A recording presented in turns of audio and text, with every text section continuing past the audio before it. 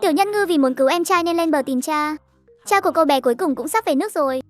Thiên Thiên và Chuân Chuân đi ra sân, nhặt hai hòn đá có hình dáng phù hợp rồi quay về phòng. Thiên Thiên biến ra chiếc đuôi nhỏ, nhổ một chiếc váy sắp đến kỳ thay, lại lấy thêm một viên trân châu, dùng đá gõ gõ đập đập, nghiền cả hai thứ thành bột mịn. Chẳng bao lâu sau, người nhà họ Phó đưa Phó lão phu nhân từ bệnh viện về. Mẹ ơi, vết bỏng của mẹ thế nào rồi? Diện tích không lớn lắm, nhưng cũng phải tịnh dưỡng một thời gian. Hơn nữa em là sẽ để lại sẹo. Bà già này trên tay có vết sẹo thì đã sao? Cũng chẳng ảnh hưởng gì đến chúng ta. Thiên Thiên không sao là tốt rồi. Bà nội cảm ơn cháu vì đã bảo vệ em bé nhé. Phó Thừa Châu và Từ Giao lại, dành cho Phó Ngạn Vũ một trận chấn động. Màn tác động vật lý hỗn hợp bắt đầu. Bố ơi, huyết áp của con tăng sông vì hai đứa nhóc này rồi. Thuốc của bố đã chuẩn bị xong rồi ạ. Thiên Thiên lẻn vào bếp, rót 2 ly nước trái cây, cẩn thận đổ bột vào trong 2 cái ly. Bước đôi chân ngắn cũng cỡn, đưa ly nước đến trước mặt Phó lão gia và Phó lão phu nhân. Ông nội bà nội uống nước trái cây đi ạ. Bà nội uống xong sẽ không đau đầu nữa. Ông nội uống xong sẽ không giận giận nữa. Cảm ơn cháu gái ngoan của ông nhé. Hai người uống cạn ly nước trái cây. Lúc này điện thoại của Phó lão phu nhân reo lên, là con trai gọi.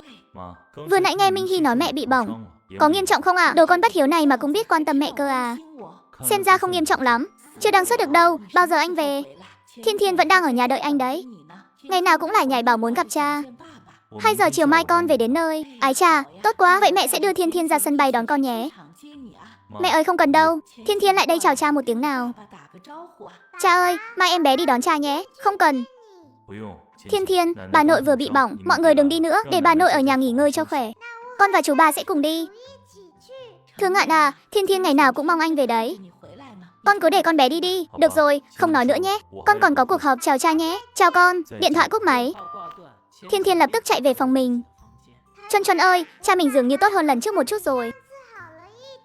Không còn lạnh lùng như thế nữa. Lần trước chắc chắn là chú ấy chưa kịp phản ứng thôi. Đột nhiên có con nên chưa thích nghi được. Đợi cha cậu về nhìn thấy cậu, chắc chắn sẽ càng yêu quý cậu hơn cho xem. Thiên Thiên cũng rất mong chờ được gặp cha. Hy vọng cha là một người tốt. Người nhà của cậu đều rất tốt. Xem ra cha của cậu cũng không tệ đâu. Đêm khuya, Thiên Thiên và Chuân Chuân lén lút rời khỏi phòng, đi đến chỗ cây nước nóng lạnh trong phòng ăn, đem số bột trân châu và vảy còn lại đổ hết vào trong cây nước nóng lạnh. Có tác dụng cường thân kiện thể. Hy vọng người nhà mình đều khỏe mạnh, cơ thể dẻo dai. Đêm đó Thiên Thiên hưng phấn đến mức gần như không ngủ. Cô bé nằm bò trên bàn học, dùng bút màu anh trai tặng để vẽ một bức tranh. Trong tranh có cha, mẹ và Thiên Thiên. Trong lòng Thiên Thiên còn ôm một quả trứng tròn vo. Mình sẽ lấy bức tranh này là món quà đầu tiên tặng cho cha. Cha cậu nhất định sẽ thích lắm đấy. Chiều ngày hôm sau, Phó Thừa Vũ lái xe đưa Thiên Thiên đến sân bay. Em bé ơi, máy bay của cha con sắp hạ cánh rồi. Con sắp được gặp cha rồi đấy. Anh cả của chú, cha con từ nhỏ tính tình đã lạnh lùng.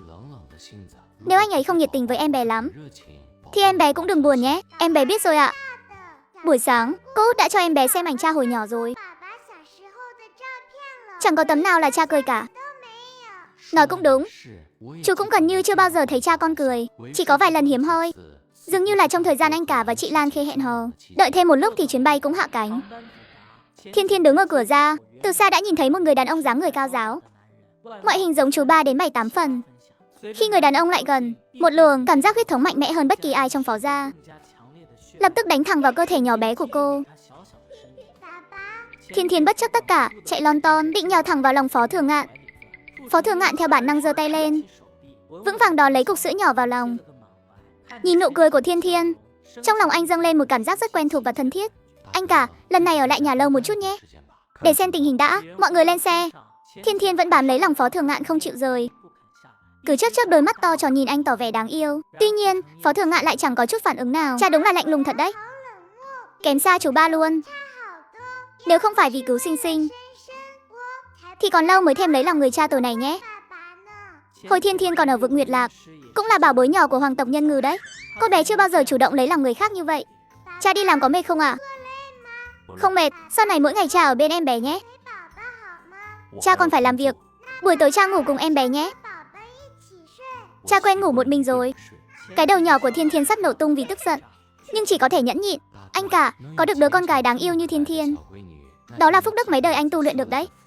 Anh đừng có quá đáng quá nha. Không sao đâu, em bé ngoan mà. Em bé không làm phiền cha làm việc và ngủ đâu. Em bé đều nghe lời cha hết. Cha của Tiểu Nhân Ngư 3 tuổi không chịu nhận cô bé. Cô bé định về nhà tìm mẹ. 40 phút sau, mọi người về đến Phó gia. Mẹ ơi, vết bỏng thế nào rồi? Có nghiêm trọng không? Còn đau không à? Không nghiêm trọng đâu, chỉ có một chút trên cánh tay thôi. Có lẽ vì có ngôi sao may mắn Thiên Thiên của chúng ta ở đây, nên giờ chẳng thấy đau mấy nữa. Phó Thừa Ngạn lấy từ trong túi ra một lọ thuốc mỡ. Mẹ, đây là loại thuốc mỡ trị bỏng mới nhất được nghiên cứu ở nước ngoài. Rất hiệu quả đấy ạ. Con đã nói với bác sĩ La rồi. Lần tới thay thuốc thì dùng loại thuốc mỡ này. Sẽ nhanh khỏi thôi ạ. Tốt quá. Dạo này sức khỏe cha thế nào? Tốt lắm. Có Thiên Thiên nên huyết áp của cha không còn cao nữa. Sáng nay ngủ dậy còn thấy tinh thần sảng khoái hẳn ra. Anh cả, mẹ bảo em đi làm thủ tục hộ khẩu cho Thiên Thiên. Tên là Phó Thiên Thiên. Thế nào, hộ khẩu sẽ đứng tên dưới danh nghĩa của anh nhé. Được rồi, Minh Hy, em cứ sắp xếp đi. Thiên Thiên tuy không biết hộ khẩu là gì, nhưng 4 chữ dưới danh nghĩa của cha thì cô bé hiểu. Tốt quá rồi, cha nhận mình rồi. Mình là em bé của cha rồi. Sắp tới là có thể cứu được Sinh Sinh rồi. Cha ơi, cha đợi một chút. Em bé có quà muốn tặng cha này. Thiên Thiên nhanh chóng chạy về phòng mình, cẩn thận bưng bức tranh đã vẽ tối qua ra. Cha ơi, đây là bức tranh con vẽ. Là cha, mẹ và em bé à? Phó Thừa Ngạn đón lấy tờ giấy vẽ. Khi ánh mắt chạm đến người phụ nữ trong tranh, ánh mắt anh bỗng khựng lại. Ái cha, Thiên Thiên của chúng ta vẽ giỏi quá đi mất. Thiên Thiên ơi, trong lòng cháu đang ôm cái gì thế? Một quả trứng tròn vo. Nếu cha là người tốt thì chuyện của Sinh Sinh cũng phải sớm nói ra thôi. Giờ cứ để cha chuẩn bị tâm lý trước một chút đã. Là em trai của con ạ. Cũng là con của cha và mẹ. Hai chữ em trai giống như một tia sét, lập tức đánh tan mọi sự kiềm chế của Phó Thừa Ngạn. Lai lịch của Thiên Thiên vốn đã kỳ lạ. Anh căn bản không thể nào có thêm đứa con nào với Lan Khê nữa. Thiên Thiên, cha có thể nhận con làm con gái, chăm sóc con thật tốt cho đến khi trưởng thành. Nhưng cha không phải là cha ruột của con. Nụ cười trên mặt Thiên Thiên bỗng tắt ngóm. Cha không cần em bé nữa à? Cha chỉ đang nói cho con biết sự thật thôi. Cha của con là một người khác. Hy vọng và cảm giác hạnh phúc vừa nhen nhóm của Thiên Thiên bị đánh tan nát trong tích tắc. Nước mắt bắt đầu dần dần trong hốc mắt.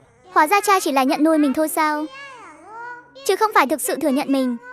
Không có người nào khác cả. Con biết không có ai khác mà. Cha của em bé chính là cha thôi. Thiên Thiên sợ không kìm được nước mắt, lập tức chạy ngay về phòng mình. Anh, em nhìn anh suốt quãng đường rồi đấy nhé. Nếu anh không nhận Thiên Thiên thì để em nhận. Từ hôm nay trở đi, Phó Thừa Vũ tôi không có người anh cả như anh nữa.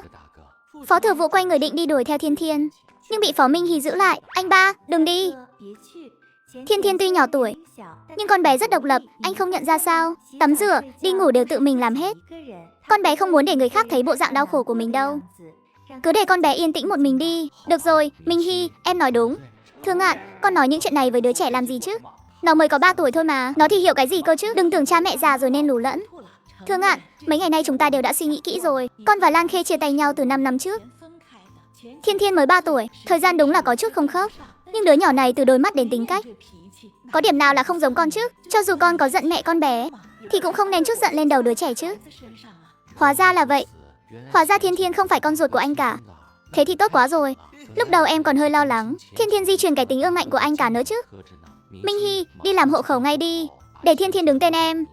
Sau này con bé sẽ là con gái ruột của em. Anh thấy được đấy. Anh cả, lần này anh thực sự quá đáng lắm rồi. Sao có thể nói những lời tàn nhẫn như vậy với Thiên Thiên chứ? Phó Thừa Ngạn đứng giữa cơn bão dư luận, gương mặt vẫn lạnh lùng như sắt đá. Con bé vốn dĩ không phải con gái con. Minh Hy, đừng nói chuyện với cái tên người máy này nữa. Anh ta chẳng có chút nhân tính nào cả. Tôi đã đồng ý nuôi dưỡng Thiên Thiên rồi, còn muốn tôi phải thế nào nữa? Trong lòng Thiên Thiên chỉ có duy nhất một người cha là anh thôi. Cho dù con bé có nhận nhầm người thì anh nói như vậy cũng quá đau lòng rồi. Đúng vậy anh cả. Anh không biết những ngày qua con bé mong chờ anh về thế nào đâu. Con mệt rồi, con về phòng trước đây. Phó Thừa Ngạn quay người rời đi luôn. Mọi người xem kìa, Thiên Thiên và Thừa Ngạn đúng là giống hệt nhau. Đến cả cái tính cách hễ buồn là trốn đi cũng giống như đúc từ một khuôn ra vậy. Mẹ chẳng tin nổi Thiên Thiên không phải con ruột nó. Biết đâu giữa chừng Lan Khê có quay về mà cái thằng danh con này không nhớ thì sao? Cha mẹ, hay là để con tìm cơ hội đi xét nghiệm DNA cho anh cả và Thiên Thiên nhé. Thôi đừng làm nữa. Dù cho Thiên Thiên có phải con của Thừa Ngạn hay không thì con bé vẫn là cháu gái cưng của nhà họ Phó chúng ta. Đúng vậy, đừng làm nữa. Cháu thực sự yêu quý Thiên Thiên từ tận đáy lòng. Tôi cảm thấy con bé chính là người trong nhà mình vậy. Trong phòng, Thiên Thiên, những giọt nước mắt chân trâu to bằng hạt đậu rơi lại. Con người đúng là bạc tình bạc nghĩa. Cái gì mà mình không phải con ruột của cha chứ? Sao cha có thể không thừa nhận cơ chứ? Giờ thì mình đã hiểu rồi. Tại sao mẹ không chịu lên bờ tìm cha? Mẹ chắc chắn biết cha là người xấu. Cha sẽ không thừa nhận mình đâu, càng không chịu đón em trai đi đâu. Vậy chúng mình phải làm sao đây? Thiên Thiên, có muốn quay về vực Nguyệt Lạc không? Mình sẽ đi ngay bây giờ. Tiểu Nhân Ngư tự tay làm bánh sandwich cho cha, lại phát hiện ra cha mình có đứa con trai khác. Lời vừa dứt, tiếng gõ cửa nhẹ nhàng vang lên. Là ông nội, bà nội, chú và cô út. Họ không gọi, chỉ đứng cách cánh cửa dùng giọng nói dịu dàng nhất để an ủi cô bé. Thiên Thiên đừng buồn nhé. Cháu mãi mãi là cháu gái ngoan của ông bà nội. Cho dù có bỏ mặc đứa con nghịch tử kia, thì ông nội cũng sẽ không bỏ mặc Thiên Thiên đâu. Thiên Thiên, hộ khẩu của cháu cứ theo chú. Sau này cháu sẽ là em bé của chú nhé. Em bé ơi, cô út, giờ sẽ đi làm món bánh kem dâu tây mà em bé thích nhất. Em bé à? Vậy mọi người không làm phiền con nữa nhé. Có chuyện gì thì con cứ nói với chú qua đồng hồ. Mọi người đi đây. Bên ngoài đã yên tĩnh trở lại. Cảm nhận được tình yêu thương vừa đủ từ những người trong gia đình họ Phó bao bọc lấy trái tim tan vỡ của Thiên Thiên đã nhận được một chút an ủi. Thiên Thiên, chúng mình có đi nữa không? Thiên Thiên nhìn căn phòng ngủ nhỏ của mình, suy nghĩ rất lâu, rất lâu. Chuân Chuân, mình vẫn nên thử lại. Chưa nỗ lực gì mà đã bỏ cuộc thì không phải phong cách của em bé này đâu. Ở bên cha thêm một thời gian nữa, biết đâu cha sẽ chịu nhận mình thì sao? Hơn nữa mình cũng thấy hơi lưu luyến ông nội bà nội, cả các chú, cô út và các anh nữa. Sau bữa tối, Thiên Thiên ở trong phòng suy nghĩ rất lâu về phương án chinh phục cha. Cuối cùng cô bé đi đến phòng của Phó Minh Hy. Em bé tìm cô có việc gì thế? Cô út ơi, sao tối nay cha không ra ăn cơm? Phải cha không muốn gặp em bé không? Tất nhiên là không phải rồi Thiên Thiên. Cha con đang học video với đối tác ở nước ngoài. Thời gian ở nước ngoài khác với chúng ta nên cha vẫn chưa kịp ăn tối thôi. Cô út ơi, vậy con muốn làm chút gì đó cho cha ăn. Cô có thể giúp con được không ạ? Phó Minh Hy có chút lo lắng, sợ Phó Thường Ngạn không nể mặt, Thiên Thiên sẽ càng buồn hơn. Thiên Thiên, con không cần quan tâm đến cha con, cơ bản là không ăn gì mấy đâu. Vậy con sẽ làm cho cha mấy món điểm tâm nhỏ. Cô dạy con được không ạ? Phó Minh Hy nhìn ánh mắt khẩn thiết của Thiên Thiên, không nỡ từ chối. Vậy được rồi, nhưng nếu anh cả không em bé đừng có buồn nhé. Vì để giữ dáng nên anh ấy thực sự không ăn gì vào buổi tối đâu. Dạ, em bé chỉ muốn thử một chút thôi. Cha không ăn thì em bé tự ăn ạ. Được rồi, hai người cùng nhau vào bếp. Em bé ơi, chúng ta cùng làm một phần bánh món này khá đơn giản mai nướng nhé. Dạ, cô út nói sao? Thì em bé làm vậy ạ. Dưới sự hướng dẫn của Phó Minh Hy, Thiên Thiên tự tay làm món bánh sandwich. Cuối cùng cho vào lò nướng 10 phút là xong. À, trông ngon quá đi mất. Mà mùi vị cũng thơm nữa. Thiên Thiên giỏi quá đi. Lần đầu tiên làm mà đã làm tốt thế này rồi. Cha con nhất định sẽ thích cho xem. Thiên Thiên bưng dĩa bánh sandwich. Hai người thấp thỏm gõ cửa phòng làm việc của Phó Thường Ngạn. May mắn là Phó Thường Ngạn nhanh chóng ra mở cửa. Anh cả, anh đang bận à? Vừa học xong. Thiên Thiên thấy anh chưa ăn tối nên đã tự tay làm cho anh một chút đồ ăn đêm đấy. Là chính tay Thiên Thiên làm ạ. Thiên Thiên giơ cao dĩa bánh sandwich lên. Cha ăn bánh sandwich đi, là em bé làm đấy ạ. Phó Thường Ngạn nhìn khuôn mặt nhỏ nhắn giống Lan Khê. Đến 7 phần của Thiên Thiên, cùng với vẻ mặt đầy nỗ lực, trái tim băng giá dường như xuất hiện một vết nứt. Cảm ơn con. Anh cầm lấy bánh sandwich rồi cắn một miếng, mùi vị ngon bất ngờ. Ngon lắm, cha ăn bánh sandwich em bé làm rồi. Cha xác nhận em bé rồi. Ái cha, đừng đứng đây nữa anh cả. Để em và Thiên Thiên vào trong ngồi một lát đi. Dù sao anh cũng bận xong rồi mà. Được, Thiên Thiên thành công tiến vào phòng làm việc của Phó Thường Ngạn. Cha ơi, cha ăn nhanh lên đi ạ. Bánh sandwich em bé làm cha phải ăn hết đấy nhé. Phó Thường Ngạn không phải là ghét Thiên Thiên, chỉ là không muốn để Thiên Thiên nghĩ rằng mình là cha ruột của cô bé thôi. Em bé làm có ngon không à? Ngon lắm. Vậy sau này ngày nào em bé cũng làm cho cha nhé. Không cần đâu Thiên Thiên. Cha không hề ghét con cũng không cần phải tìm mọi cách để con có thể ở lại nhà họ Phó. Cha cũng sẽ đối xử với con như con gái ruột của mình. Em bé chính là con ruột của cha mà.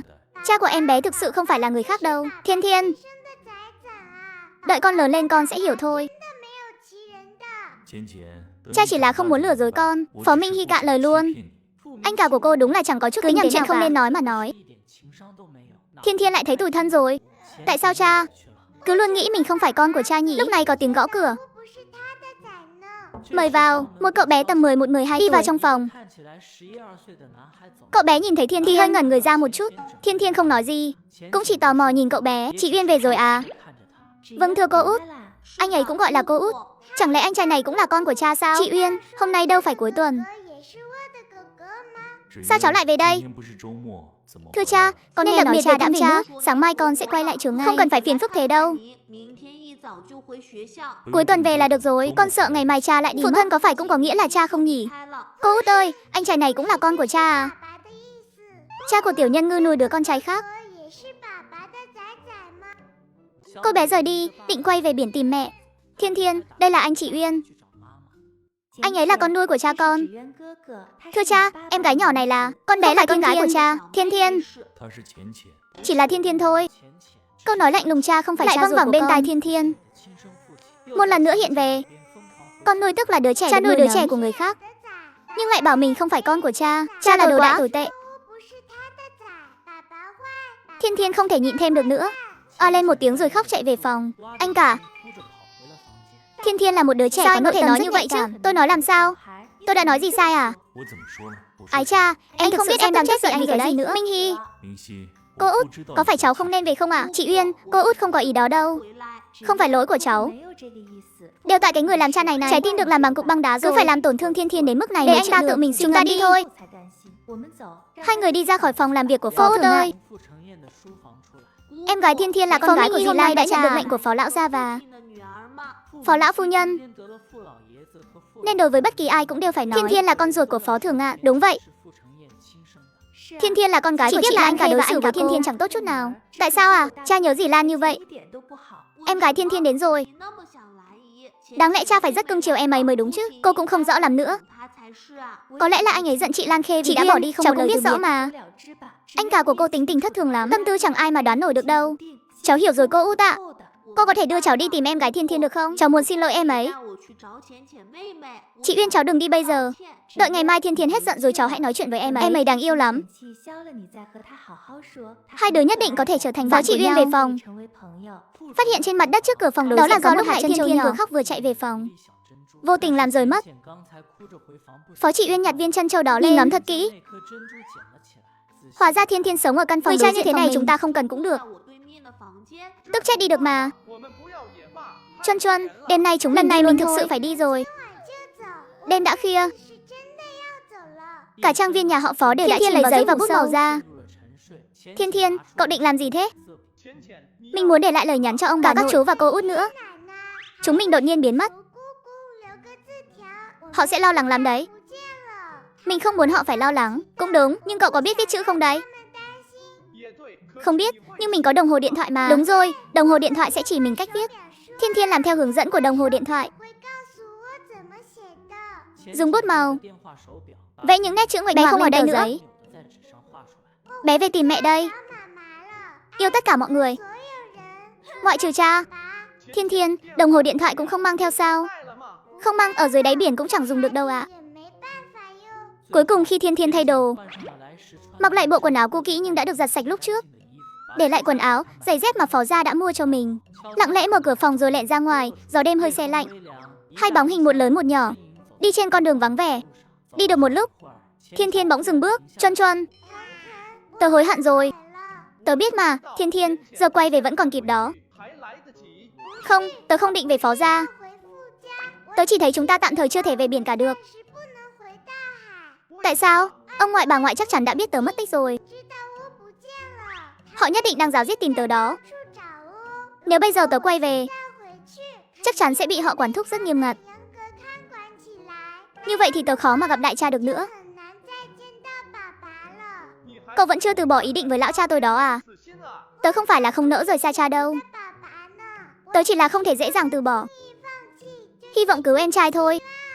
Chỉ khi giải quyết xong chuyện của cha xấu xa mới có thể giúp em trai ra đời được. Vậy chúng ta quay về Phó gia. Không muốn về. Không về Phó gia mà cũng không về biển cả. Vậy chúng ta có thể đi đâu đây? Thiên Thiên sụt xịt mũi. Cái bụng lại kêu lên một tiếng thật không đúng lúc. Cô bé ngẩng đầu lên, vừa vặn nhìn thấy tiệm gà quay quen thuộc ở cách đó không xa. Mùi thơm nồng nàn theo gió thoảng tới. Thật đáng tiếc, tiền đều để trong phòng, không mang theo rồi.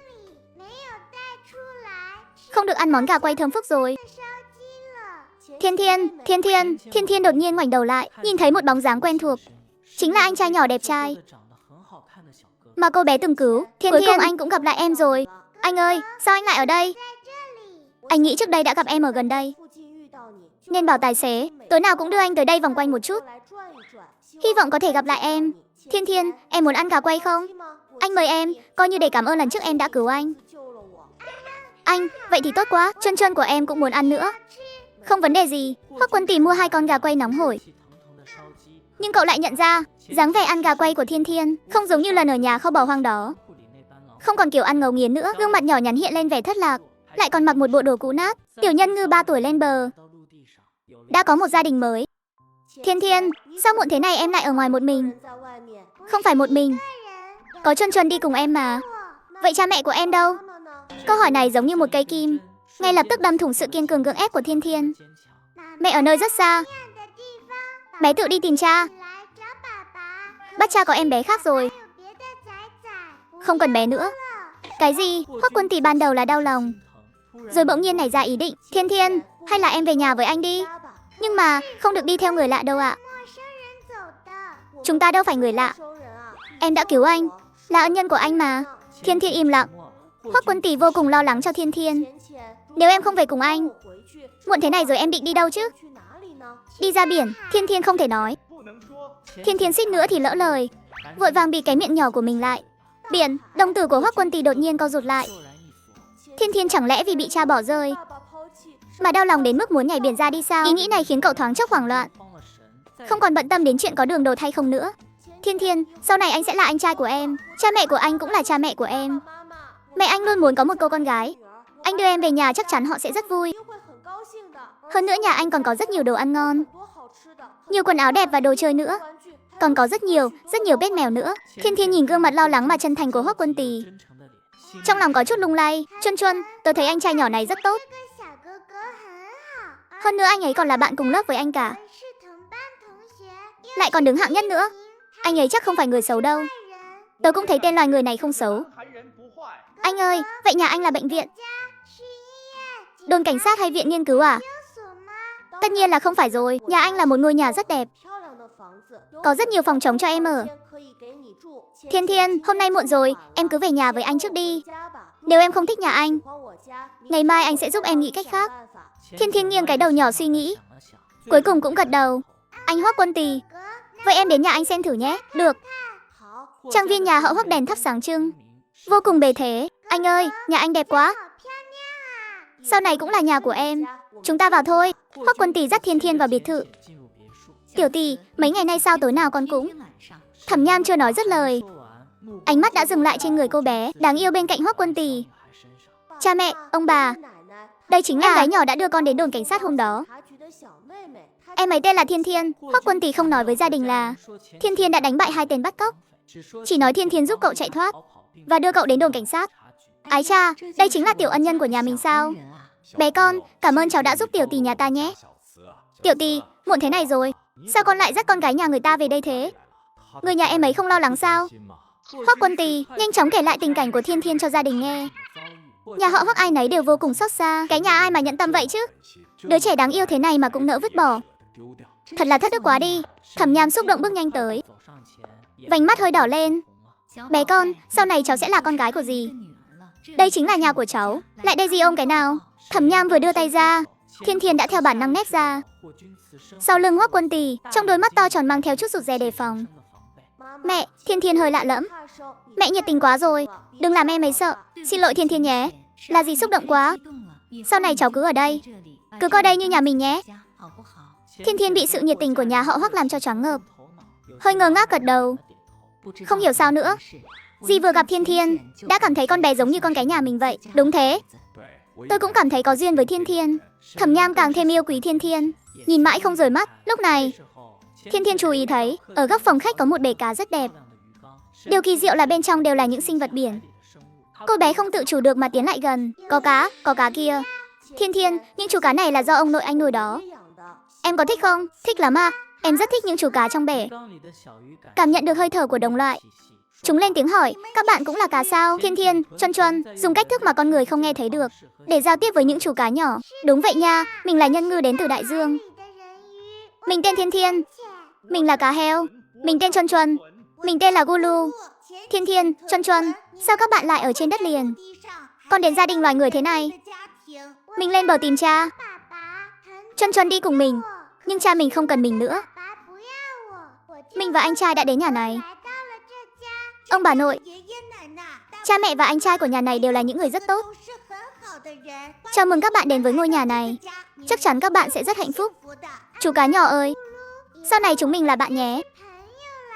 Được thôi, nhưng Thiên Thiên này, mình phải nhắc nhở bạn, thỉnh thoảng có một đứa con gái đáng ghét hay tới đây. Mỗi lần tới nó đều dùng vợt để vớt cá trong bể. Ông nội đã nói mấy lần rồi mà nó không nghe. Bạn cũng phải cẩn thận với nó nhé. Được,